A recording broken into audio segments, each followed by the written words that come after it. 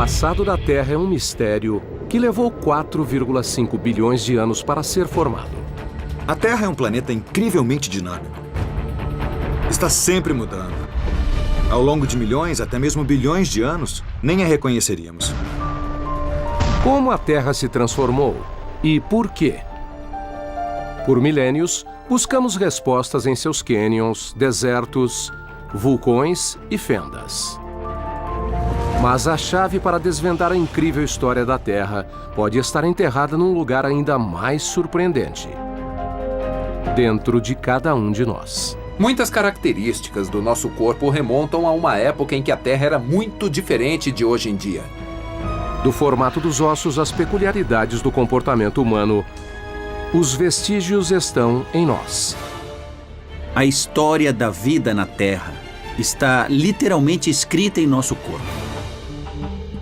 Está escrita nas formas dos nossos braços, pernas e até do ouvido.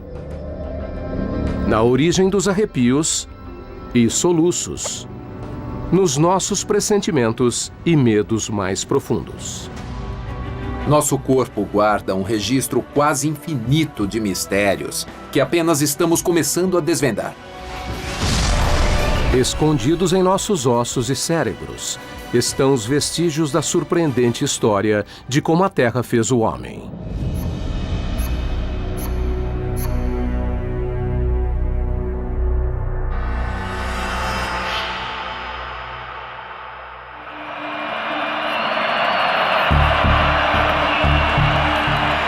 Jogar bola.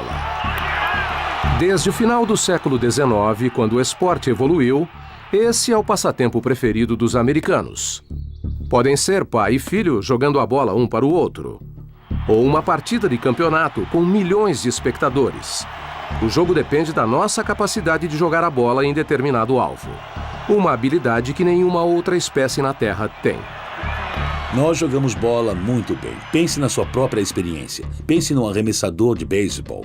A precisão ao lançar a bola é algo muito impressionante.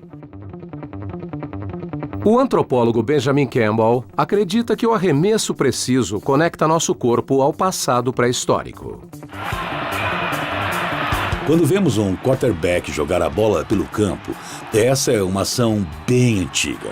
Uma coisa que as pessoas vêm fazendo há pelo menos 400 mil anos. Se o Dr. Campbell tiver razão, algo deve ter acontecido na Terra no passado distante para mudar nosso corpo e nos dar essa habilidade única. Para investigar, ele recrutou Matt Barkley, o principal quarterback da Universidade do Sul da Califórnia. Vencedor do prêmio Joe Montana de quarterback do ano, as habilidades de Matt fizeram dele uma estrela em campo. Matt, a precisão para jogar a bola é muito importante para você?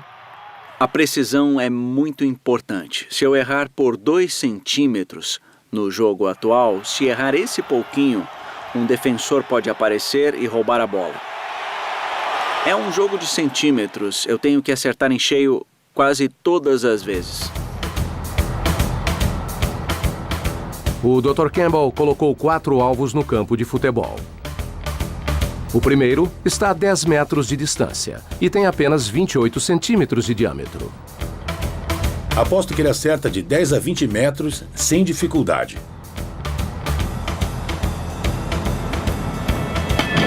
O primeiro alvo não é um grande desafio, mas o segundo alvo tem o dobro da distância, 20 metros. O segundo alvo é atingido, mas a 30 metros será mais desafiador. Preveja um pouco de dificuldade em 30 metros. É bem difícil acertar uma bola a essa distância.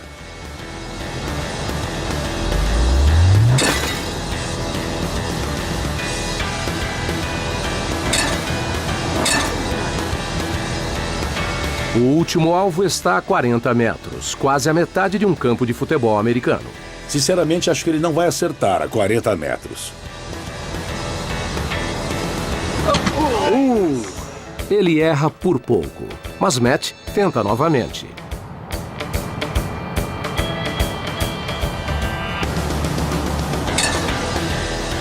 A 10 metros eu tinha 100% de certeza. É um lance fácil. A 40 foi um pouco mais difícil, tive que tentar de novo. Mesmo assim, Matt conseguiu ajustar o lance e acertar o alvo a 40 metros de distância, uma habilidade exclusivamente humana.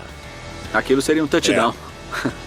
Parece simples, mas um bom lance requer a coordenação precisa de ossos e articulações, impulso com a força exata e liberação no momento certo. Tudo com pouca margem de erro. Mas apesar da complexidade, todo ser humano pode acertar alvos até certo ponto. Para o Dr. Campbell, há algo de antigo nesse movimento. Podemos dizer que jogar uma bola não é tão diferente de atirar uma lança. Atirar lanças é uma coisa que as pessoas vêm fazendo há pelo menos uns 400 mil anos. Esta simples ação é resultado de um ponto crucial na história da Terra. Milhões de anos atrás. 2,6 milhões de anos atrás, a Terra passava por mudanças. À medida que os continentes se deslocavam para o hemisfério norte, as correntes marinhas mudavam de curso e o clima se alterava. Por milhões de anos, o planeta ficou preso em uma grande era do gelo. As eras do gelo foram muito difíceis para nossos ancestrais. E não foi muito tranquilo, foi muito turbulento. Eu nem imagino como era para os primeiros humanos serem obrigados a lidar com as condições da era do gelo naquele momento específico. Mas para os primeiros ancestrais humanos na África, o gelo não era o problema. O frio, a neve e o gelo não eram um problema para eles. O problema era a seca. Os incêndios florestais, essas coisas, porque a maior parte da água do planeta estava presa nas calotas de gelo. Desertos surgiram, lagos secaram, a paisagem se queimou e a comida desapareceu. Nossos ancestrais tiveram que se tornar caçadores melhores.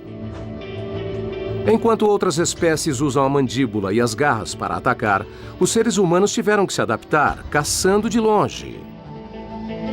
Podemos imaginar que devia ser muito mais eficaz ficar a 6 metros de distância e apenas atirar uma lança nos animais.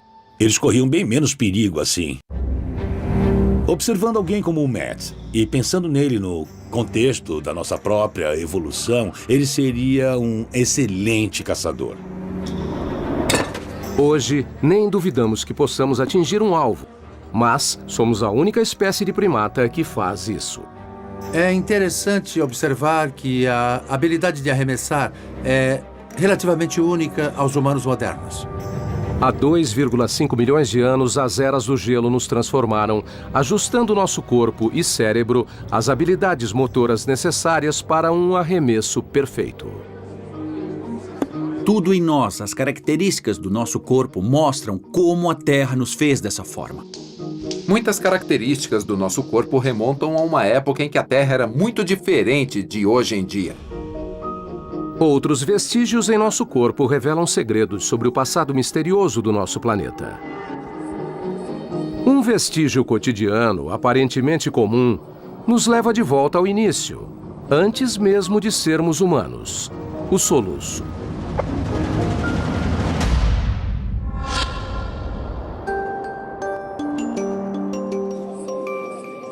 O soluço é uma das coisas malucas que nós temos. Soluçar é tão natural que fazemos isso antes mesmo de nascer, talvez para praticar a respiração no útero. Quando soluçamos, existe um espasmo dos músculos que nos fazem inspirar e há um som de batida que vem da válvula das nossas vias aéreas se fechando. O som característico do soluço é feito pela epiglote, um tecido na garganta que atua como uma válvula para interromper a entrada de ar. Mas de onde vem esse reflexo? Não há nenhuma boa razão em humanos normais para ver um reflexo como esse. Isso acontece em alguns peixes primitivos que respiram ar. Isso também acontece com os girinos. Parte do tempo eles respiram ar e parte do tempo respiram água. Quando eles inalam água, precisam fechar a passagem para os pulmões. O soluço é uma ligação que temos com outras espécies e com um período único na Terra. Um período em que nossos ancestrais respiravam ar e água, quando nós éramos peixes. Há muito tempo, quando nossos ancestrais eram peixes, eles precisavam da capacidade de soluçar para sobreviver. Eles evoluíram em humanos, mas nós ainda temos um remanescente dessa capacidade. 400 milhões de anos atrás, a Terra era bem diferente de como a conhecemos. Naquele tempo, a Terra era um lugar muito diferente dos dias de hoje. Havia duas massas de terra naquela época. Uma era a Euroamérica, composta pela América do Norte, partes da Europa e Groenlândia. E uma grande massa de terra ao sul, composta pelos outros continentes. O resto do planeta era coberto por um vasto oceano. A Terra era o planeta da água. Por bilhões de anos, a vida existia na água, enquanto a Terra era estéril. A Terra, há mais de 400 milhões de anos, era marrom, desolada, arenosa, lamacenta. Mas tudo isso mudaria. Quando as plantas fizeram a transição para a Terra, de repente ela ficou verde. Invertebrados, aranhas, escorpiões, centopeias começaram a colonizar a Terra. Quando as plantas e insetos invadiram as terras, nossos ancestrais peixes também fizeram essa transição. Mas, para isso, precisavam respirar ar e água. O soluço é um resquício da mudança da antiga vida na água para a vida na terra. Mas há outro vestígio em nosso corpo que nos liga à vida daquela época. Você está na academia, fazendo um dos exercícios mais simples. Com os ossos e músculos de seus braços, pulsos e ombros, você se levanta como uma alavanca, usando o próprio peso corporal como resistência. Em outras palavras, você faz uma flexão. Mas o que essa simples ação revela sobre a história da Terra? O paleontólogo Ted Daschler acredita ter descoberto a resposta na ilha Ellesmere, um lugar congelado e desolado no Ártico canadense. É um lugar muito remoto e hostil. É um lugar muito perigoso. Da terra congelada antiga, Daschler desenterrou um tesouro evolutivo. Um antigo peixe apelidado Tiktaalik. Mas há algo extraordinário nesse peixe. Ele tem armas primitivas. Foi muito emocionante porque estávamos vendo algo que ninguém nunca tinha visto.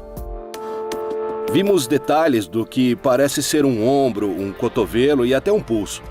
O Tiktaalik estava intimamente relacionado aos nossos ancestrais diretos.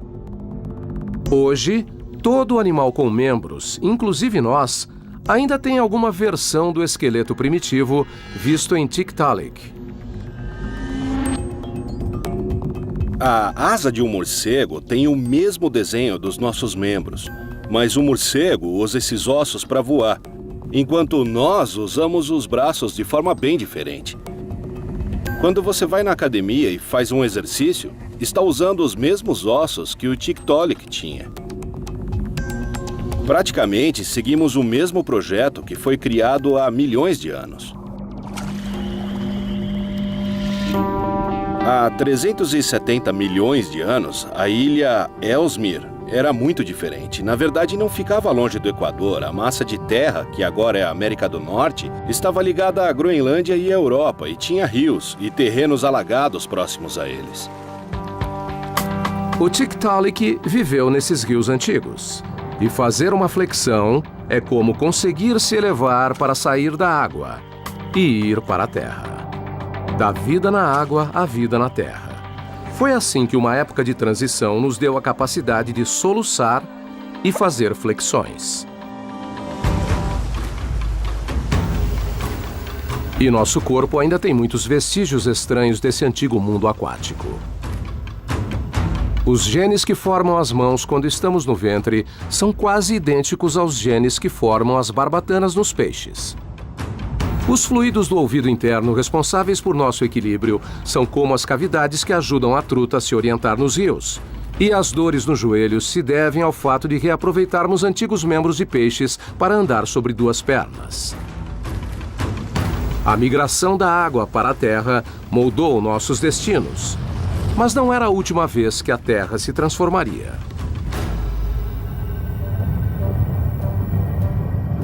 Se você ficasse na órbita da Terra e assistisse os últimos 500 milhões de anos, perceberia que os continentes estão sempre em movimento. As calotas de gelo aparecem e somem. Tudo isso muda constantemente.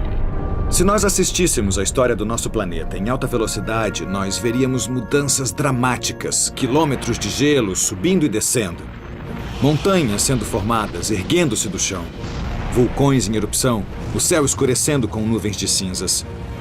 E tudo isso acontecendo em altíssima velocidade. As pistas estão dentro de nós. Nos arrepios que sentimos, na aversão de insetos, na sensação de déjà vu, na emoção visceral de um videogame. Se seguirmos as pistas, a história do planeta finalmente será revelada enquanto descobrimos como a Terra fez o homem.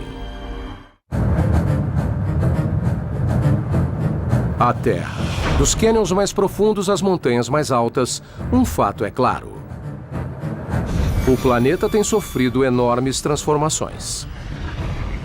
Se nós analisarmos um longo período da história, montanhas se ergueram, oceanos surgiram e sumiram. A Terra, em escalas de tempo geológicas, é um lugar dinâmico e vivo. E há vestígios do passado violento da Terra, escondidos em um lugar surpreendente. Não apenas em vulcões ou calotas de gelo, mas dentro de nós. A forma como a Terra mudou, nos alterou e está escrita dentro do nosso corpo. Um exemplo estranho mostra que há vestígios do maior massacre da Terra escondidos dentro dos nossos ouvidos.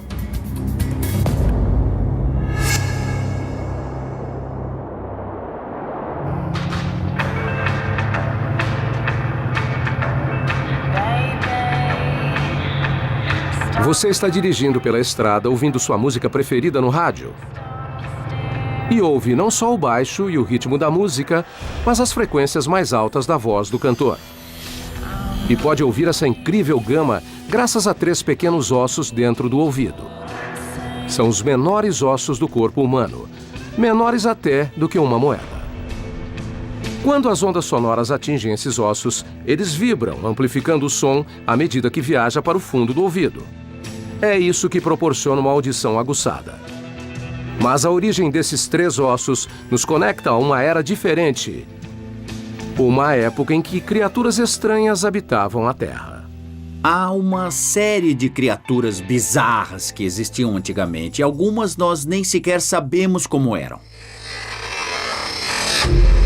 260 milhões de anos atrás.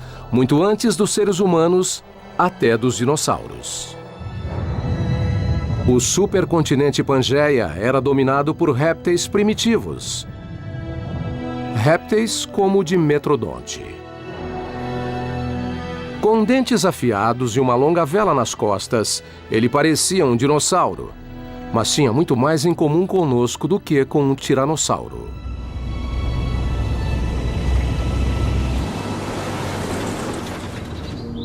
Nesta fazenda de gado, no norte do Texas, o paleontólogo Robert Becker e sua equipe descobriram raros restos do esqueleto de um dimetrodonte, que eles apelidaram de Willy.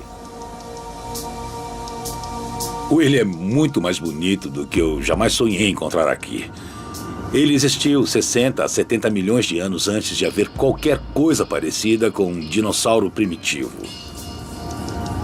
Não havia cobras, não havia dinossauros, não havia mamíferos peludos. Isso é bem anterior. Curiosamente, os ossos de Willy estão ligados aos nossos. Os ossos que temos no nosso ouvido faziam parte do maxilar do réptil. E quando os mamíferos evoluíram, esses ossos viraram estes que nós temos no ouvido interno. Mas há outra coisa enterrada aqui que é muito mais reveladora e assustadora sobre o terrível passado da Terra.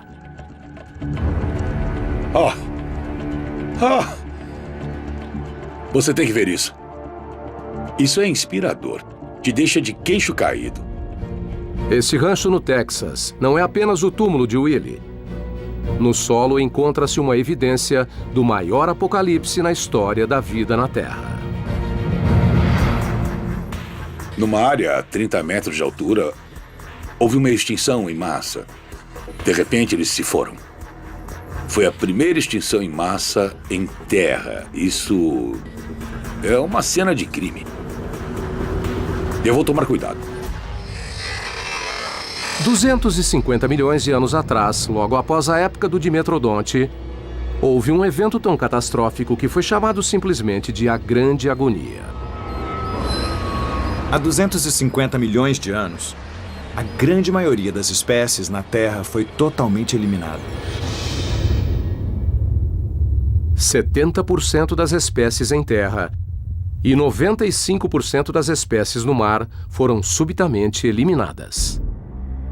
Foi uma eliminação colossal de vida e transformou drasticamente o futuro da história evolutiva. A teoria que prevalece é de que erupções vulcânicas massivas em toda a Pangeia lançaram gases tóxicos que sufocaram quase tudo na Terra.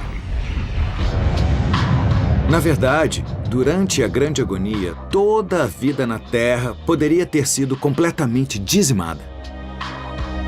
Alguns parentes próximos do Dimetrodonte sobreviveram e se tornaram os primeiros mamíferos. Seus corpos e ossos chegaram até nós, incluindo os ossos do ouvido. Mas outras características em nosso corpo remontam a esses mesmos répteis sobreviventes. Nosso metabolismo de sangue quente, o formato diferente dos dentes e até o fato de que podemos mastigar e respirar ao mesmo tempo. Mas a Grande Agonia não foi a última extinção em massa. Estudando a história da Terra, vemos que houve pelo menos 5 enormes eventos cataclísmicos que moldaram drasticamente a história da vida. Em média, as extinções em massa globais acontecem a cada 100 milhões de anos. O conceito de uma extinção em massa é uma coisa muito difícil de nós entendermos, porque é quando praticamente toda a vida na Terra desaparece e poucos sobrevivem. Às vezes acontece em milhões de anos, ou então num evento cataclísmico. A extinção em massa mais recente está relacionada diretamente a nós. E os vestígios desse evento estão em nossa própria pele.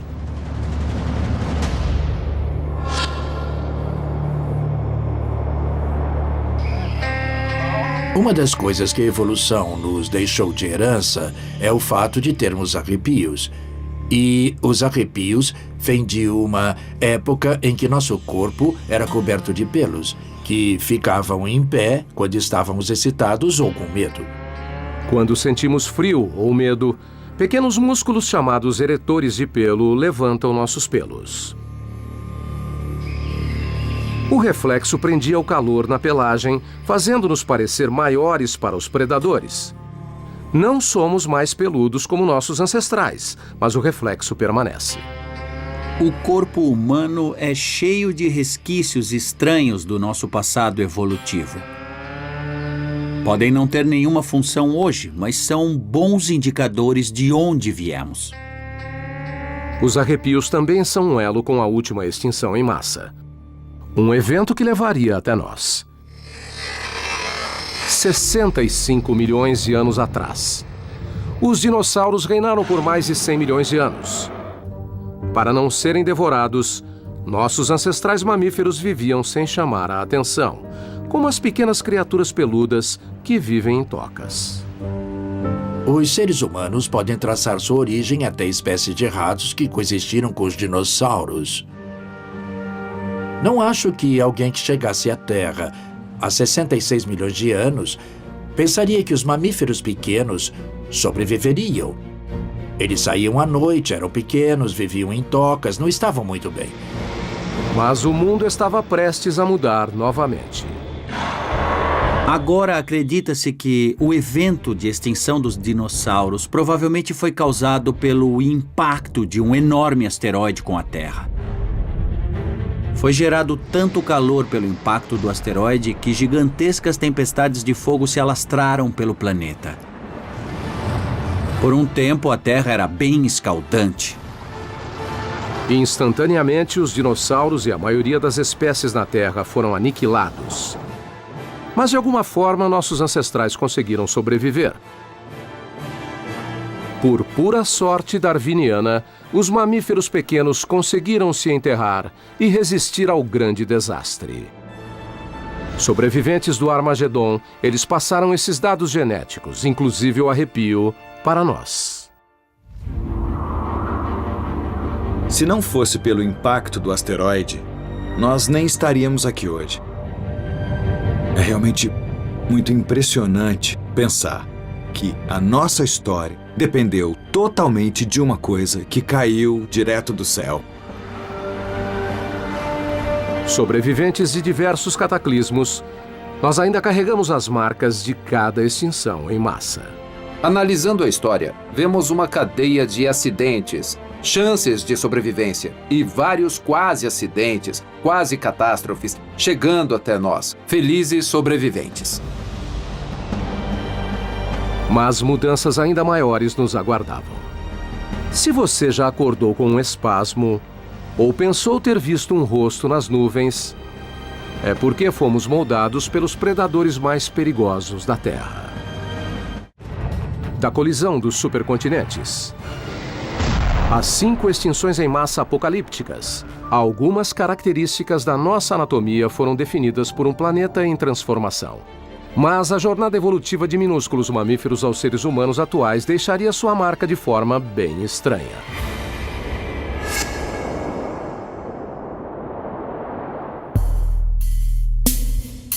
Você está caindo no sono, suas pálpebras estão pesadas, sua temperatura corporal cai e você fica inconsciente. Então, de repente, um espasmo súbito sacode seu corpo e você acorda. Se você já dormiu e acordou de repente sentindo um espasmo, isso é mioclonia. Costuma acontecer no início do sono, não quando estamos profundamente adormecidos. E acordamos com um espasmo. Quando dormimos, os músculos começam a relaxar, mas o cérebro interpreta esse relaxamento como uma sensação de queda e contrai os músculos para nos manter na posição vertical. A ironia desta sensação de queda é que as pessoas dormem em camas gigantes, camas king size, onde há pouca ou nenhuma chance de cair. Então, por que acordamos com essa sensação de queda? A resposta não está em nosso mundo moderno, mas no local em que dormíamos milhões de anos atrás. Esse vestígio parece ser consistente com a ideia de que, no ambiente ancestral, não dormimos no chão. Passamos milhões de anos dormindo em árvores, como os primatas. 15 milhões de anos atrás, os mamíferos evoluíram em inúmeras espécies, incluindo os primatas. Uma enorme floresta tropical cobre a África e nossos ancestrais primatas não dormiam no chão, mas nas árvores dessa floresta. A mioclonia nos impede de cair no chão enquanto estamos dormindo. Mas não é só a queda que pode nos matar. Imagine que é de noite e você cai no chão com um baque, alertando todos os predadores da sua presença. Não só a queda seria fatal, mas imagine se você se machucasse. Não poderia escapar dos predadores. Vivíamos em árvores para evitar predadores. Evidências arqueológicas confirmam esse fato perturbador. Nem sempre estivemos no topo da cadeia alimentar. Nós é que estávamos no cardápio. Descobrimos que muitos ossos de humanos e de hominídeos eram devorados e mastigados, eram abertos até chegar ao tutano. Os nossos ancestrais viviam ao lado de uma grande variedade de animais que haviam se adaptado por milhões de anos para virarem assassinos ferozes. Estavam sempre correndo o risco de serem comidos por tigres, leões e várias outras criaturas que poderiam nos atacar e nos devorar. Naquela época, a Terra era um lugar perigoso. Nós não éramos os caçadores, mas a caça. E essa terra predatória deixou sua marca de forma estranha.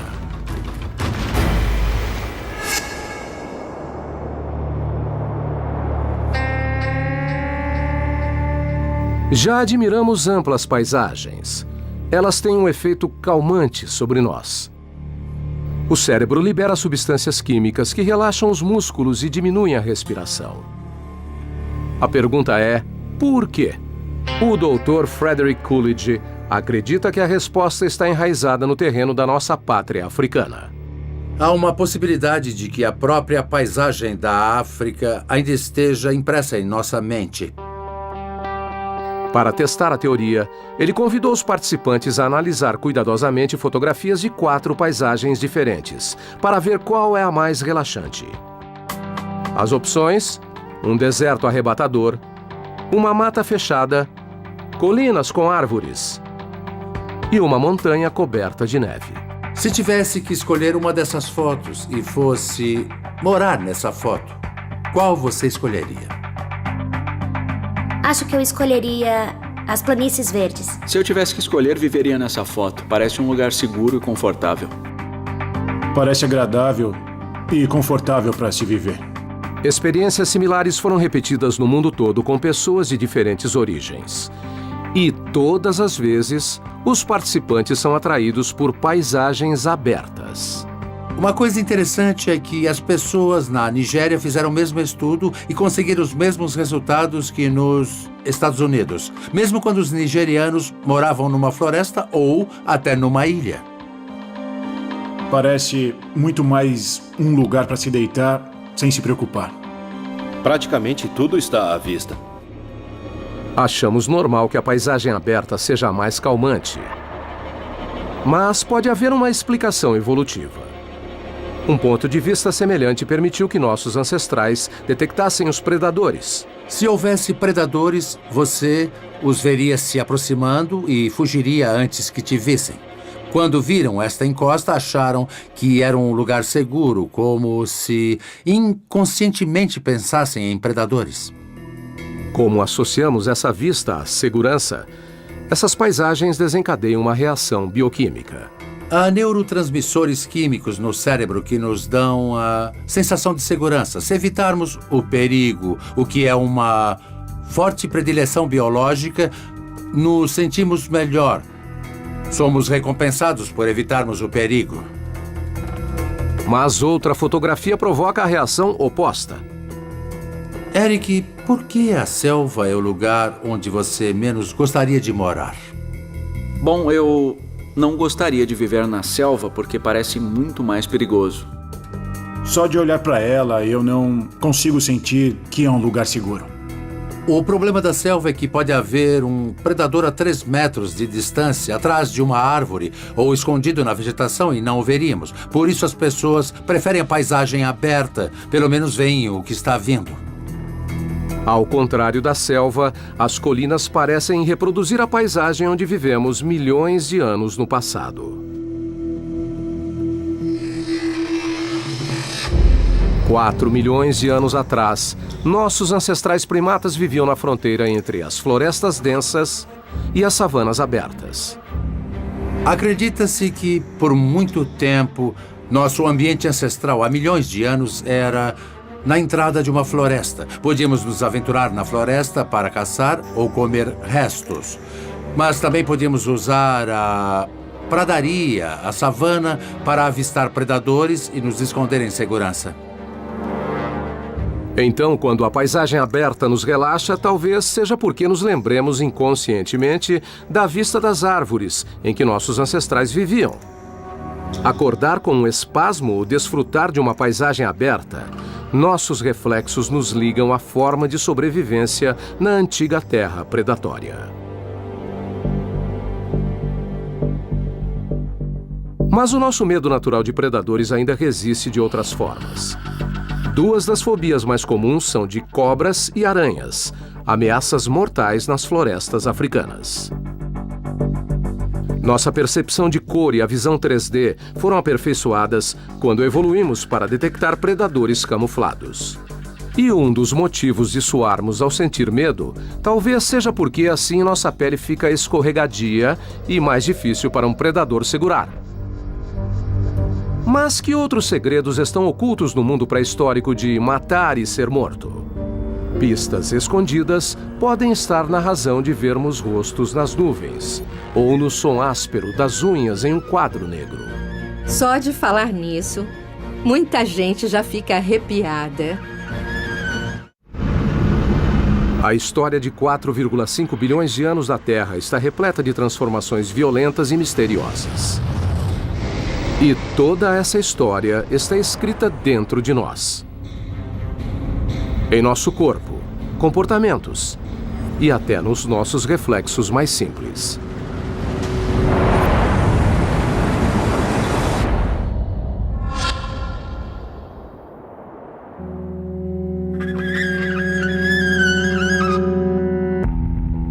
Um som arrepiante. Não podemos deixar de reagir ao som agudo das unhas em um quadro negro. Mas por quê? Quando penso nesse som, eu fico arrepiada. Diria que a reação é bem visceral. A doutora Lynn Halpern decidiu investigar por que esse som provoca uma reação tão universal. Estávamos interessados em estudar o que chamamos de o pior som do mundo. Mas, como era uma experiência científica, não podíamos supor que fosse o pior som do mundo. Então decidimos tentar criar outros sons que fossem terríveis. A doutora Halpern e sua equipe capturam uma série de sons, dos agradáveis aos arrepiantes. Identificamos alguns sons agradáveis. O tilintar de chaves, nós gravamos o som que a roda da bicicleta faz quando ela gira. Depois usamos objetos de metal, arrastamos banquinhos de metal pelo chão, esfregamos pedaços de isopor um contra o outro. A doutora Halpern pediu aos alunos que avaliassem cada som, mas ela espera que um deles seja o pior de todos. Nós pegamos uma ferramenta de jardim com 3 dentes de metal e arranhamos diversas superfícies com ela. Para imitar as unhas em um quadro, ela arrastou lentamente o metal contra um pedaço de ardósia. Vimos muitas expressões faciais. Vimos as pessoas se sentarem bem retas e apertarem os olhos. E claramente conseguimos uma reação física, não apenas uma reação psicológica. As garras na pedra ganharam disparado. Era mesmo o pior som na avaliação de todos. Este som pode realmente se conectar a um ponto específico na história da Terra? Sentimos uma reação quase universal a este som. Então, deve ser algum vestígio da reação dos nossos ancestrais lá atrás na linha evolutiva. Mas o que no mundo antigo tinha o som de unhas em um quadro negro? Presumimos que este som seja semelhante à vocalização de algumas espécies de primatas e então analisamos gravações que foram feitas em campo com alguns macacos. E descobrimos que a frequência do nosso pior som era muito semelhante ao feito por um macaco fêmea quando ela tentava alertar a sua prole. Os 2 sons são muito parecidos. Ao analisar as frequências dos sons, a doutora Halpern ficou surpresa ao descobrir que não era a frequência aguda que provocava a reação. O fenômeno está relacionado à parte do espectro que tem frequências mais baixas e acontece que ele é o mesmo espectro da fala humana. Esses sons nos conectam a um momento crítico na história terrestre. 4 milhões de anos atrás, no coração da África, nossos ancestrais viviam na entrada da floresta. Durante o dia, andavam sobre 2 patas por toda a savana. Mas, quando a noite caía, retornavam para as árvores. É preciso lembrar que, no passado evolutivo, quando anoitecia, ficava totalmente escuro. Uma noite nublada, sem lua, era um breu completo. A escuridão total. O único sentido que usavam era a audição e só se podia alertar sobre o perigo através do som. Por milhões de anos fomos perseguidos na escuridão por predadores mortais. E em resposta, podemos ter usado gritos de alerta penetrantes para avisar sobre o perigo. Nesse mundo, muito antes de nos tornarmos caçadores, os predadores estavam no controle. Não podíamos matá-los, então precisávamos evitá-los. Sem dúvida, nossos ancestrais viviam num mundo cheio de predadores. Ursos, cães selvagens, felinos, serpentes, aranhas. Havia várias formas de ser morto. Muitas vezes pensamos que somos uma espécie superior, mas nem sempre estivemos no topo da cadeia alimentar.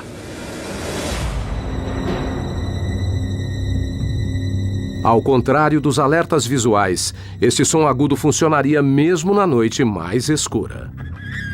Uma reação imediata e visceral a este som deve ter sido muito importante para a sobrevivência.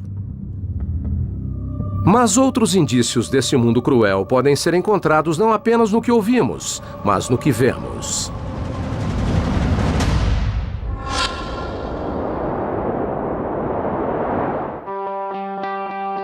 Todos já olhamos para as nuvens e vimos rostos. No caos de formas ondulantes, nossa mente traça o esboço de um queixo, um nariz, uma cabeça.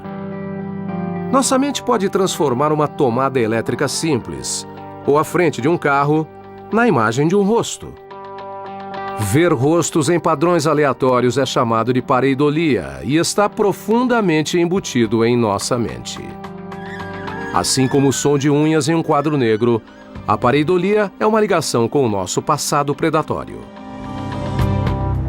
Ao reconhecer um rosto rapidamente, você poderia ver os olhos de um predador que invadisse seu ambiente. É crucial ver um predador logo para sobreviver.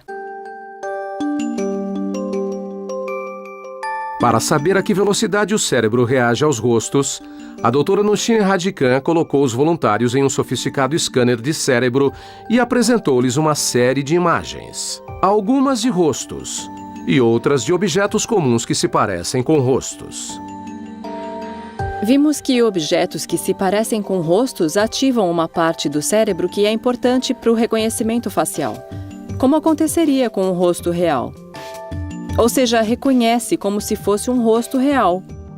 Em apenas 170 milésimos de segundo, 2 vezes mais rápido que um piscar de olho, nosso cérebro percebe esses objetos como rostos, antes mesmo de nos conscientizarmos disso. É um sinal bem rápido.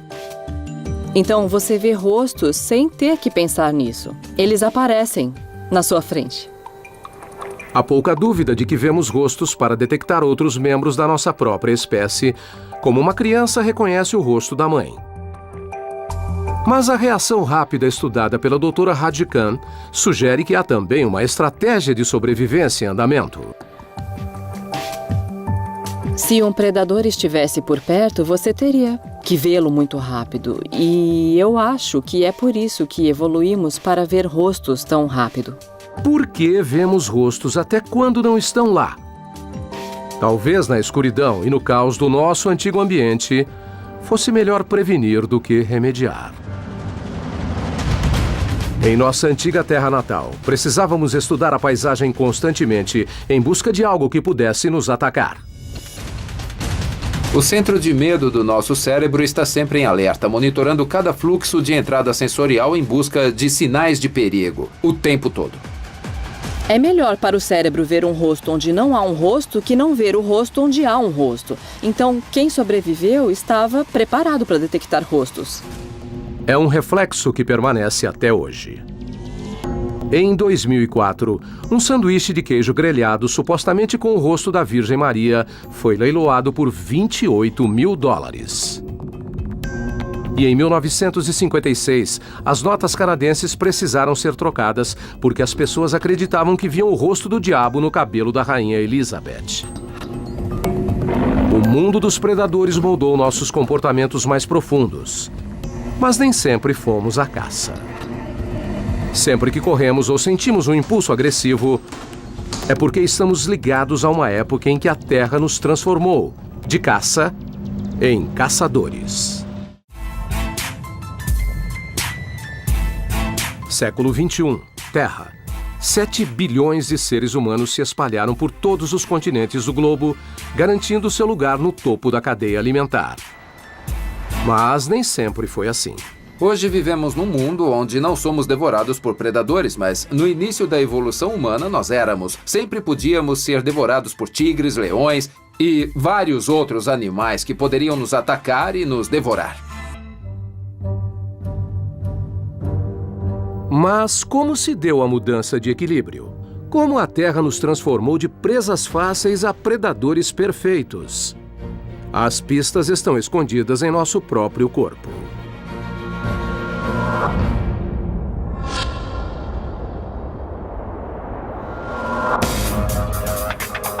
Se você já correu por um campo de futebol ou em uma esteira, é porque o seu corpo é adaptado para correr. Dos joelhos grandes à regulação da temperatura, podemos não perceber, mas nosso corpo foi feito para correr distâncias incrivelmente longas. Eu me levanto às 4 da manhã, tomo café, vou para as montanhas e corro entre 25 e 30 quilômetros por dia. Diane Van Dieren é uma ultramaratonista de elite.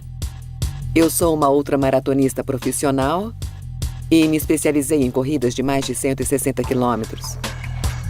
É uma corrida contínua por várias horas. Para ela, uma maratona de 40 quilômetros é apenas um aquecimento. Eu completei 700 quilômetros na trilha Yukon Quest, que é considerada a corrida de trenós puxadas por cães mais difícil do mundo, e eu a fiz a pé, com temperaturas de até menos 45 graus. O máximo que já corri sem parar foram 240 quilômetros. Quando corremos, os tendões de Aquiles e outros ligamentos agem como molas para nos impulsionar para a frente. E nenhuma outra espécie de primata foi feita para correr. Já corri em ventos tão fortes que tive de ficar de joelhos. Eu já fui literalmente derrubada na trilha, tive que rastejar. Mas independente disso, desde que possa seguir em frente, eu vou até a linha de chegada. Os seres humanos estão entre as únicas espécies com essa capacidade de resistência em corrida. E no passado, essa habilidade nos proporcionou uma vantagem única. Os seres humanos corriam a uma velocidade intermediária e poderiam até ultrapassar animais que estivessem trotando, que cairiam mortos e aí podiam comê-los. Nós os faríamos correr até morrer. A corrida de longa distância pode remontar a uma estratégia de caça antiga. Mas de onde vem essa estratégia? 2,6 milhões de anos atrás. O clima africano se transformava. As florestas densas davam lugar a savanas sem fim.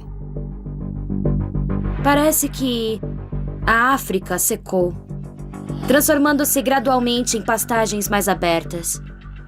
Um novo ambiente pedia uma nova estratégia. Era um ambiente novo, com concorrência nova, com clima novo e ameaças novas. Enfrentaram uma gama de pressões adaptativas e tiveram que mudar para sobreviver. Embora nem todos possam correr as distâncias incríveis que Diane percorre, o apelo de concluir uma maratona sugere que ainda há algo profundamente enraizado nesse movimento. Um eco da vida nas savanas pré-históricas. As pessoas correm em maratonas porque gostam de se cansar, mas porque gostam de se cansar correndo, parece que não há nenhum outro motivo que não seja a utilidade na caça. Ainda hoje, vemos resquícios de nossa vida primitiva como caçadores. O que nós vemos nas espécies animais é que tudo que aquele animal precisa fazer para sobreviver, geralmente é algo que lhe dá prazer. Para nós, isso significa que ainda sentimos prazer nos movimentos de caça, como jogar bola, bater ou até mesmo num videogame de tiro moderno.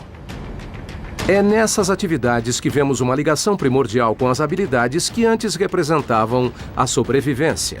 Os primeiros humanos viviam em um planeta violento e precisavam estar preparados. Essa história também aparece em outro lugar surpreendente.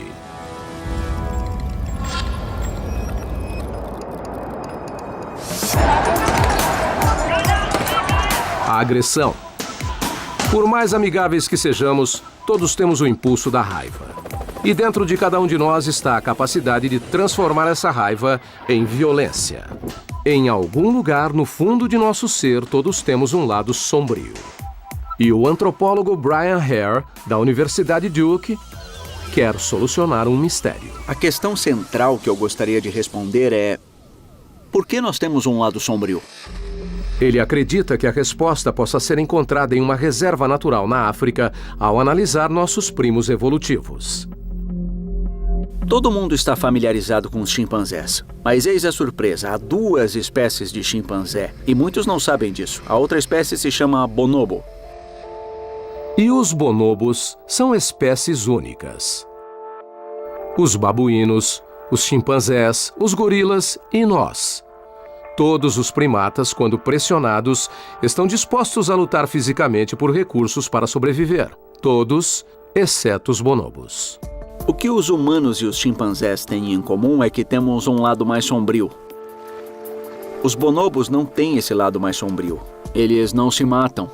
Mas por que os bonobos não são violentos? O Dr. Hare descreve um experimento simples. Nós colocamos comida numa sala que um bonobo tem acesso. Mas tem uma porta e atrás da porta tem outro bonobo. O bonobo deve tomar uma decisão: ficar com a comida ou dividi-la. E o que vemos nesse vídeo, e que surpreendeu até a mim, é que os bonobos abrem a porta e deixam um amigo comer junto. Quando estamos em uma situação de sobrevivência, podemos compartilhar ou lutar. E os bonobos vivem em paz, compartilhando seus recursos. Eles parecem ser altruístas e incapazes de serem violentos. Por que nós temos o lado sombrio enquanto os bonobos não têm? O Dr. Hare acredita que um rio na África tem a resposta. O rio Congo é o 2º maior rio do mundo, perde apenas para o Amazonas. Ele meio que faz um ponto de interrogação pelo continente. O rio Congo. Com 4.800 quilômetros de comprimento e até 13 quilômetros de largura e pelo menos 1 milhão de anos. 1 milhão de anos atrás, esse rio era apenas uma barreira. No lado norte estavam os chimpanzés e os humanos primitivos, no lado sul os bonobos. O rio Congo separa a terra dos chimpanzés da terra dos bonobos. Os bonobos não sabiam nadar e não conseguiram atravessar um rio enorme como o Congo, que virou uma barreira, separando as espécies que evoluíram em florestas separadas. As eras do gelo destruíram os alimentos disponíveis na nossa pátria africana. E diante da catástrofe, os bonobos ficaram isolados, sem concorrência. Então, sobreviveram com a partilha. Mas no lado norte do rio, os primeiros humanos, chimpanzés e outros primatas lutavam pela sobrevivência. Assim, nossos impulsos mais profundos de agressão e violência podem remontar a um tempo em que vivíamos no lado errado do rio. Depressa! Qualquer tipo de característica geográfica que separe 2 populações pode criar uma divisão genética nessas 2 populações.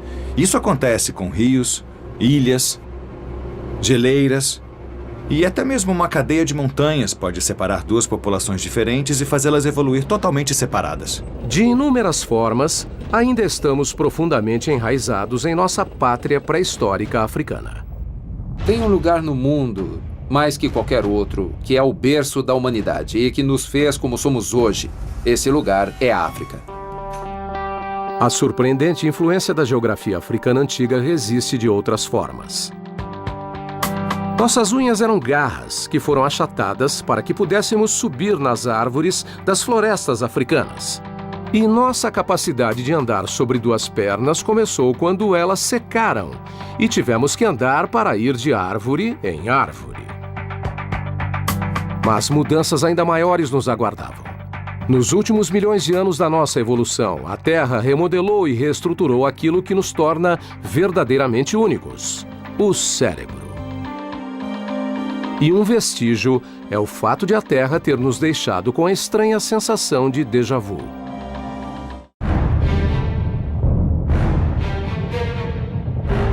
Dos ossos nos pés aos músculos no rosto, nosso corpo tem vestígios do planeta em transformação onde evoluímos. mas segredos ainda mais estranhos podem ser desvendados nos mistérios da mente. As pressões seletivas do mundo antigo não mudaram apenas nosso corpo. Ossos ou músculos também mudaram nossa mente. Diferentes partes do cérebro evoluíram em diferentes momentos da história evolutiva. A história do nosso planeta está escrita nas dobras e pregas do nosso cérebro. E um exemplo surpreendente está no motivo de vivenciarmos uma falha evolutiva.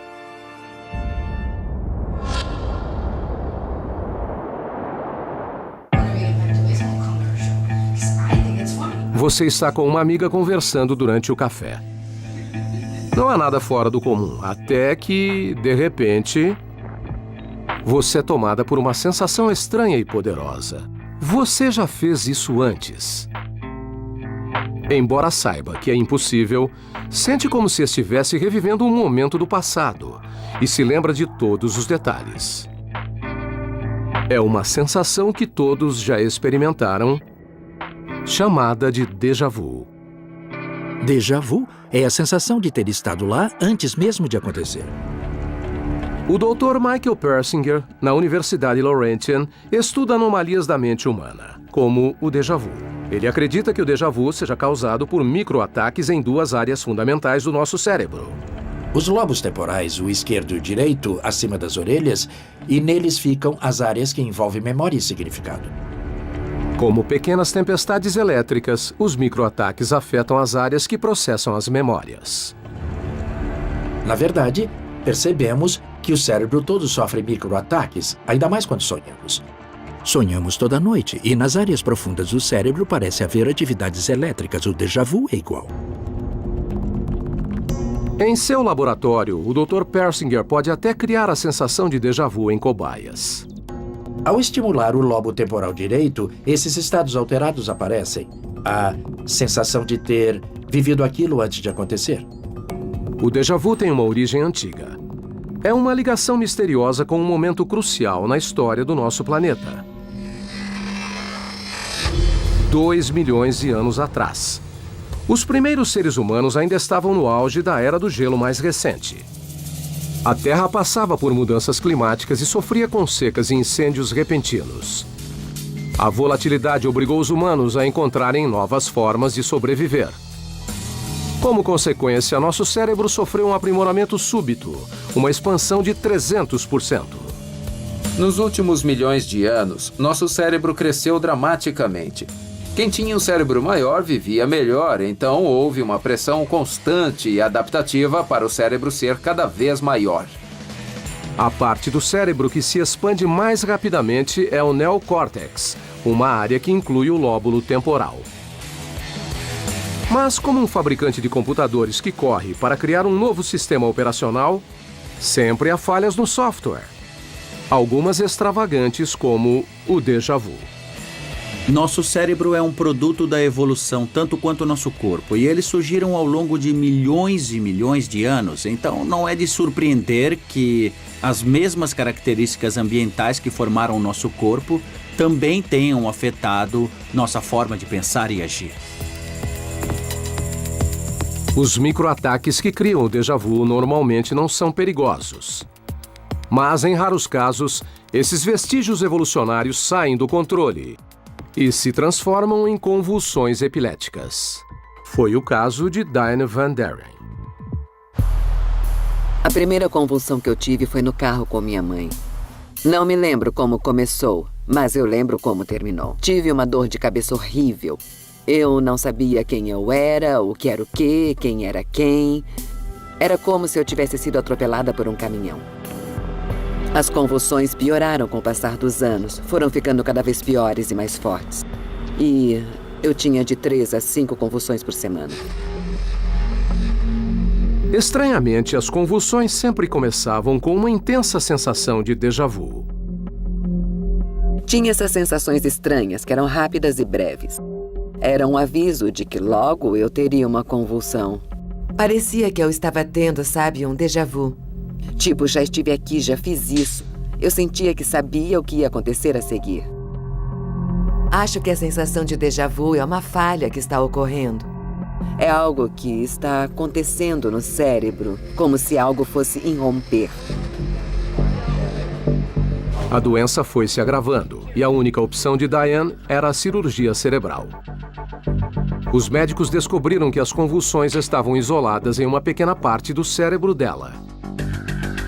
Lembro de dizer, é isso aí, nós conseguimos. Os médicos removeram um pedaço do lóbulo direito temporal de Diane.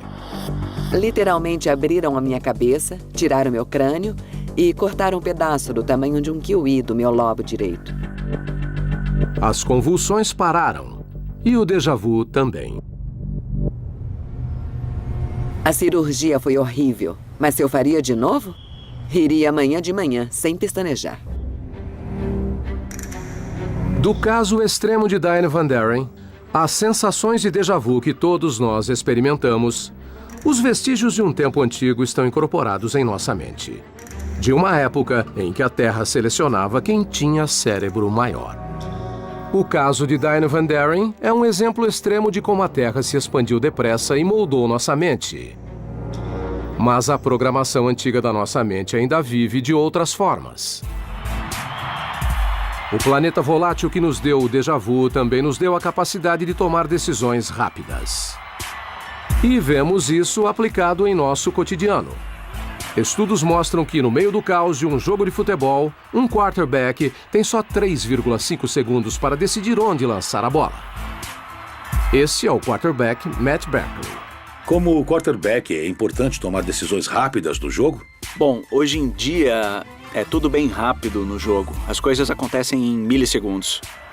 Vejo como os caras se alinham, os outros jogadores em movimento, as mudanças de posições, e o cérebro tem que entender tudo isso antes de eu receber a bola e fazer um lance. Tudo acontece num piscar de olhos. Como Matt, todos nós agimos de acordo com instintos profundos. Quando o Matt toma essas decisões no campo, ele não tem tempo para pensar. Ele age por instinto, por impulso. Não são só os jogadores que fazem isso. Todos nós fazemos. Por exemplo, quando nós dirigimos e temos que tomar decisões instantâneas. Achamos que a maioria das nossas ações é decidida conscientemente, mas, na verdade, a maior parte do que fazemos vem de um comportamento automático e instintivo. Mas de onde vêm esses instintos? A resposta pode estar na história de como a Terra nos programou com a intuição e nos deu o reflexo do nojo.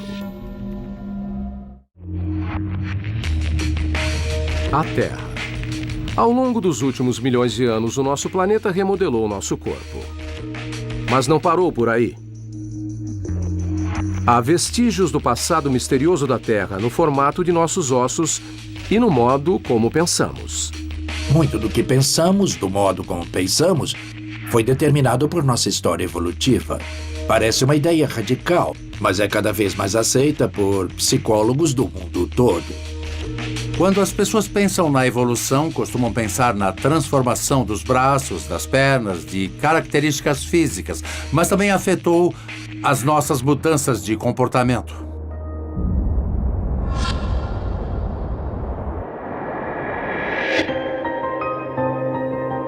O psicólogo evolucionista Frederick Coolidge acredita que nosso planeta ajudou a moldar a forma como tomamos decisões. E ele desenvolveu um método para provar isso. 7 vermelho. Você conseguiu. Eu adoro ganhar. Opa, hoje é meu dia. O jogo é um excelente exemplo para entender como as pessoas tomam decisões. O Dr. Coolidge convidou 3 participantes para jogar roleta e ver como as pessoas tomam decisões. Nesse jogo de sorte, como decidir em que apostar? Quando vemos as pessoas jogarem, até as ouvimos dizer: sei que não é racional, sei que não faz sentido, mas eu tenho um pressentimento. É por isso que os psicólogos gostam de estudar o jogo. 8. Vai ser 8 dessa vez, eu só tô avisando. Uma das participantes apostou no número 8 e ficou apostando no 8, mesmo sabendo que ela tinha uma pequena chance de acertar. A probabilidade é de apenas 1 em 38. Para cada rotação da roda, ela segue a intuição. Isso! Acertei, beleza. Me fala mais sobre o 8. Por que você apostou? Qual é o raciocínio? É óbvio que isso é um jogo de sorte e eu tenho a mesma chance que os outros, mas por alguma razão eu senti uma ligação com o 8 e segui a minha intuição. Era como se ele me chamasse, então apostei nele. A intuição dela é forte. Eu não sei se fico torcendo ou se tento usar meus poderes mentais, mas eu fico olhando pra ele o tempo todo. Quando perguntei, ela disse que não acertava porque não estava se concentrando direito. Ela precisava olhar a bola o tempo todo para levá-la ao número certo, o 8. O que é curioso, porque na entrevista ela reconheceu que não havia forma física de isso acontecer, mas ela sentia que era possível. É interessante você dizer, vou seguir a intuição. É um pressentimento? Me fala por que isso. Eu não sei de onde isso vem, é uma sensação. Me diz você. Jogadores experientes aprendem a apostar nas probabilidades. Mas o experimento do Dr. Coolidge revela que nosso cérebro está repleto de instintos irracionais.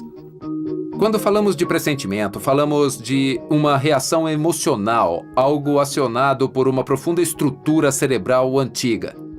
Nossos impulsos emocionais são parecidos com o hardware de um computador, que foi instalado há milhões de anos.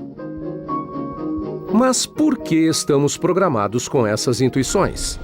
A resposta remonta ao ambiente imprevisível onde nossos ancestrais evoluíram. 1 milhão de anos atrás. Nessa época, nosso cérebro expandiu e conquistamos a capacidade de pensar racionalmente. Mas ainda estávamos sujeitos a perigos repentinos. A Terra em si era perigosa. O próprio ambiente podia matar. Hoje vivemos num ambiente muito protegido e controlado, mas antigamente nossos ancestrais estavam mais vulneráveis. Eles podiam morrer com vulcões, terremotos, inundações e várias outras ameaças letais do próprio ambiente. Eles tinham que estar sempre preparados para reagir a ameaças mortais. Agora podemos resolver problemas complexos, mas a contínua ameaça de desastre significava que nem sempre havia tempo para pensar.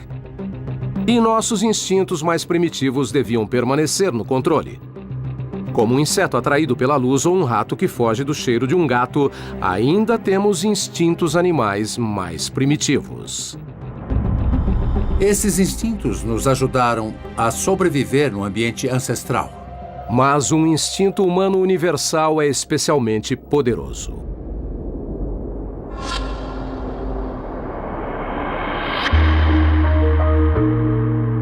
Você está jantando em um restaurante. A pessoa à sua frente enxuga o suor da testa, coça a pele, limpa os dentes e até assoa o nariz. Você tem uma reação física. Vira a cabeça, franze a testa, contrai os lábios e tenta se afastar. Os cientistas descobriram que este é um dos instintos humanos mais poderosos: o nojo. Há um conjunto de emoções que são básicas e universais: medo, raiva, nojo. Recuamos fisicamente em determinadas situações. É uma emoção incrivelmente visceral e no mundo todo as pessoas reagem ao nojo da mesma forma. Fazem uma expressão facial característica mais ou menos assim. E na maioria das vezes elas vão para trás. O professor de psicologia Gavin Fitzsimmons, da Universidade Duke, acredita que esta reação física seja parte de um padrão mais profundo. Obrigado por vir e participar do nosso estudo de hoje. Ele realiza um experimento não convencional. É um estudo bem simples sobre a preferência das pessoas por sucos. Diria que gosta de suco de laranja? Eu adoro suco de laranja. É, que bom. Você pode tomar um gole? Tá gostoso. Ótimo. O que eu quero fazer agora é colocar em contato com o suco de laranja algo que eu acabei de esterilizar. Oh, não. Eu vou mergulhar isso no suco de laranja. Eu vou mexer um pouquinho. Ai, meu Deus.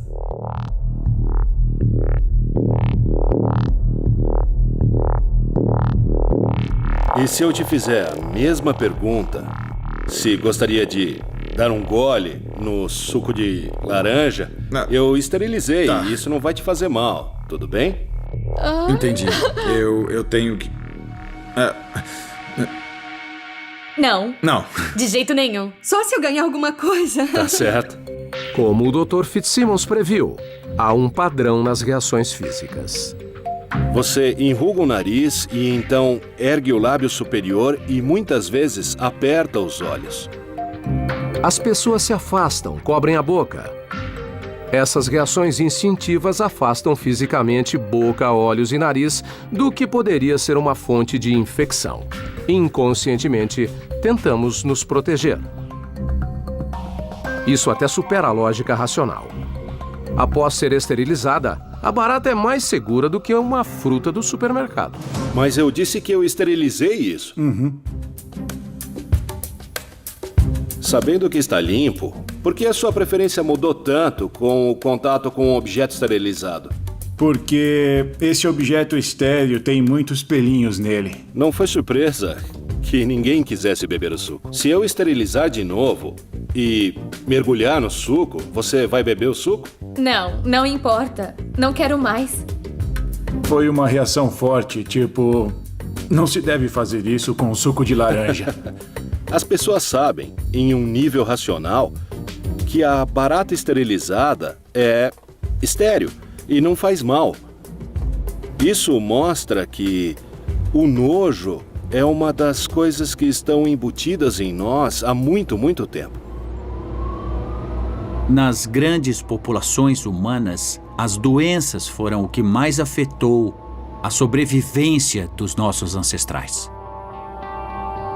Ao longo da história humana, a mutação e a evolução de doenças contagiosas foram um assassino muito pior do que as erupções vulcânicas, os terremotos ou predadores. No mundo antigo, qualquer doença podia ser fatal. Nossos ancestrais tinham que reagir com nojo e aversão a coisas que podiam provocar doenças. Nossos reflexos mais comuns já foram uma proteção vital contra os germes. Os germes só foram descobertos em 1856 por Louis Pasteur, mas nossa mente evoluiu e nos adaptamos para evitar a infecção. O instinto é tão forte que às vezes foge do controle. Esses instintos podem superar toda a razão. Algumas pessoas lavam as mãos 200, 600 vezes por dia e reconhecem que é irracional. Chama-se transtorno obsessivo-compulsivo. Elas reconhecem que é irracional e as incomoda, mas não conseguem evitar. Da forma como fazemos apostas, às coisas cotidianas que nos enojam.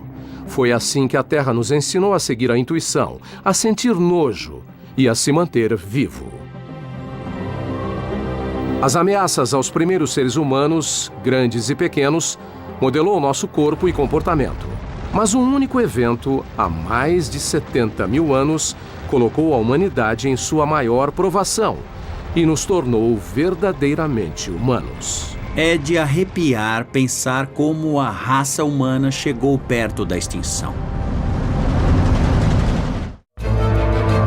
A Terra e sua história remontam a incríveis 4,5 bilhões de anos. Essa história ainda nos influencia de forma surpreendente.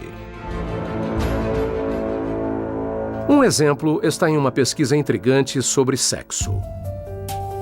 As taxas de natalidade no mundo todo revelam uma tendência em comum. Após um terremoto, o número de nascimentos salta. Os desastres naturais parecem induzir as mulheres a entrar em trabalho de parto. Mas um segundo padrão ocorre. Exatamente 9 meses após um desastre. As taxas de natalidade saltam novamente.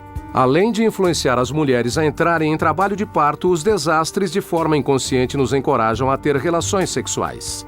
Se há algum tipo de explicação evolutiva para isso, pode ser que, após acontecer um desastre, você imediatamente queira ter mais filhos. É uma garantia de que assim você vai substituir os membros da sua tribo que teriam se perdido ao longo do caminho. A evidência é clara. Desastres sempre ameaçaram a sobrevivência humana. Nossos ancestrais não se preocupavam só com os predadores, pois a própria terra era perigosa. Relâmpagos, chuvas, secas, cheias, o ambiente podia matar. Muitos desastres antigos moldaram o nosso planeta. De impactos de meteoros a erupções vulcânicas que nem se comparam ao que os humanos já viram. Mas os desastres também contribuíram para moldar gradualmente o corpo humano e orientar nosso comportamento. Tudo em nós pode ser rastreado, até eventos como um grande terremoto, ou um tsunami, ou grandes erupções vulcânicas. Estamos à mercê de forças geológicas. Embora tenha havido inúmeros desastres no passado, uma única catástrofe pode ter realmente nos transformado em humanos. E isso está codificado em nosso DNA.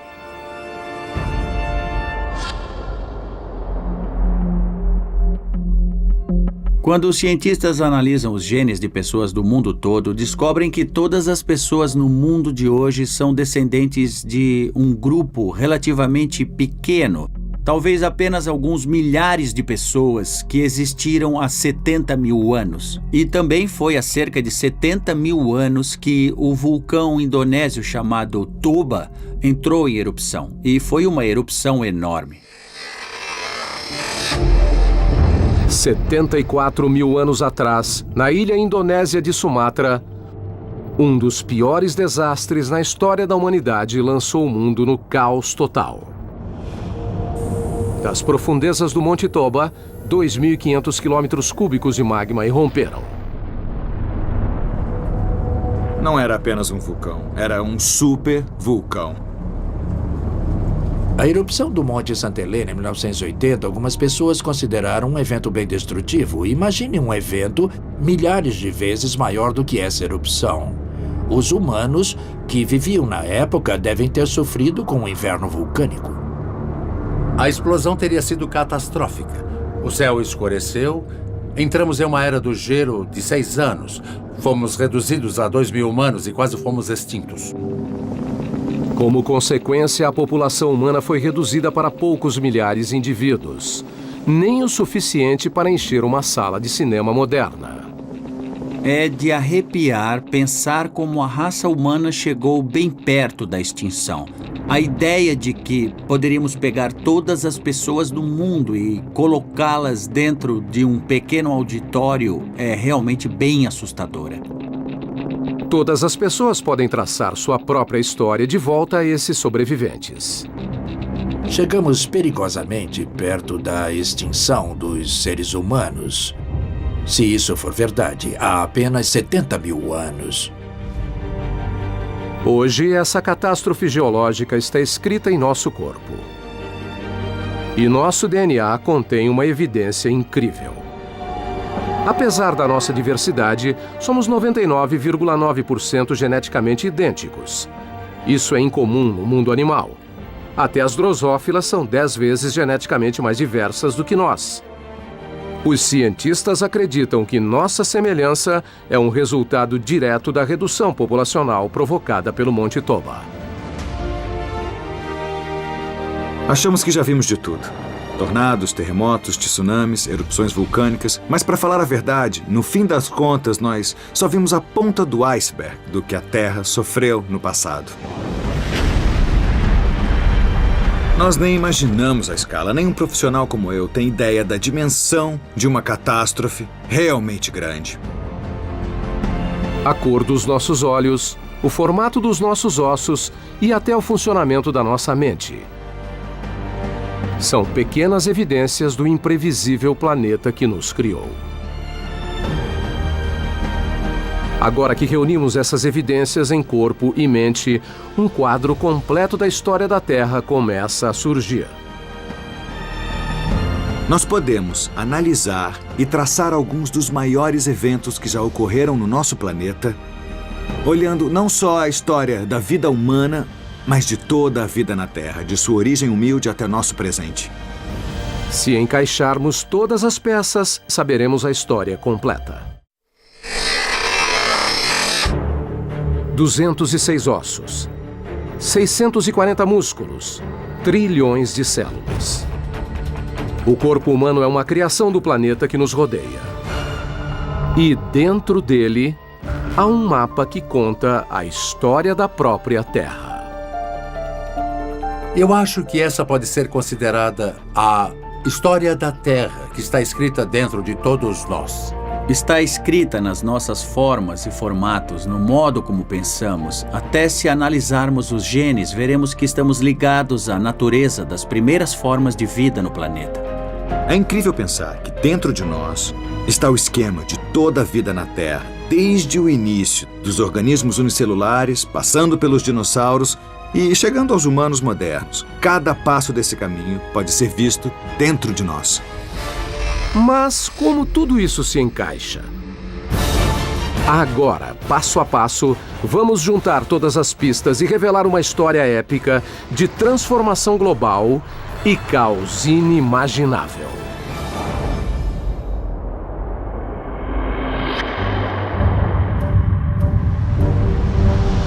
$4,5 bilhões de anos atrás, a Terra nasceu como uma massa escaldante de rocha derretida, violenta demais para haver vida. Mas ao longo de 1 bilhão de anos, ela resfriou e os mares se condensaram em sua superfície e as primeiras formas de vida unicelular surgiram. Nos 3 bilhões de anos seguintes, a Terra passou por mudanças globais impensáveis. E a vida continuou microscópica. Quando falamos na história da vida em grande escala, falamos principalmente de bactérias. Ainda hoje, a maioria dos seres vivos na Terra é unicelular ou menor. Então, mais de 500 milhões de anos atrás, o aumento de oxigênio atmosférico permitiu que a vida animal complexa surgisse. Todos os planos corporais fundamentais, incluindo o nosso, foram estabelecidos. 370 milhões de anos atrás, os peixes primitivos ganharam membros e se arrastavam pela terra, inventando um projeto de braço que usamos até hoje. 250 milhões de anos atrás, criaturas parecidas com lagartos sobrevivem à maior extinção em massa da Terra. Partes da mandíbula foram transformadas em ossos do ouvido, proporcionando uma audição extraordinária. 65 milhões de anos atrás, pequenos mamíferos escaparam por pouco do impacto de um asteroide. Os pelos, unhas e arrepios que herdamos remontam a este evento. Evoluímos de pequenos mamíferos a primatas que moravam em árvores, mas a Terra ainda nos mudaria mais. Ao longo de milhões de anos, a paisagem africana nos transformou de macaco em homem. Começamos a andar sobre 2 pernas e evoluímos para correr, jogar e caçar. Precisávamos sobreviver a predadores mortais, o que gravou permanentemente medos e instintos em nossa mente. 2,6 milhões de anos atrás, as eras do gelo fizeram nosso cérebro crescer 3 vezes mais. Mas deixou algumas falhas, como o déjà vu. Os desafios de um ambiente em mudança moldaram nossos instintos humanos, transformando nosso modo de pensar. 250 mil anos atrás, nosso corpo moderno evoluiu. 150 mil anos atrás, deixamos a África e nos espalhamos pelo mundo todo. 74 mil anos atrás, um supervulcão quase nos extinguiu, deixando-nos com uma semelhança genética que existe até hoje. Finalmente, toda a civilização humana, da Suméria Antiga, passando pelo Egito, Grécia, Roma e Idade Média, até hoje, surgiu nos últimos 10 mil anos. A civilização humana está registrada nos livros, mas tudo que existia antes está registrado em nosso corpo.